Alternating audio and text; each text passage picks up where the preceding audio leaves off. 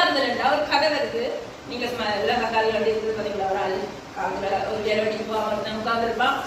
அப்ப ஒரு பெரியவர் வந்து ஏப்பா தம்பி சும்மா உட்காந்துருக்கே வேலைக்கு போகலாம்ல அப்படின்னா, போய் அடிச்சுவர் போனா சம்பாதிக்கலாம்ல, சம்பாதிச்சு வீடு வாசல் வாங்கலாம்ல, வாங்கினா கல்யாணம் பண்ணி பிள்ளை குட்டியெல்லாம் பெற்று கடைசி காலத்துல அப்படியே ஓய்வா கால் மேல கால் போட்டு உட்காரலாம்ல. அதுதானே எப்படி செஞ்சுக்கிட்டீங்கன்னு சொல்றாங்க.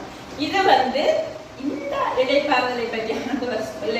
ஆண்டவர் சொல்ற இடைப்பாறுதல் என்ன அப்படின்னா, நீங்கள் என்ன பாவத்தோட இருக்கிறீங்களோ விட்டுத்தர, அதைத்தான் கர்த்தர் சொல்கிறார் இடைப்பாறுதல் என்று. போராடி கொண்டிருக்க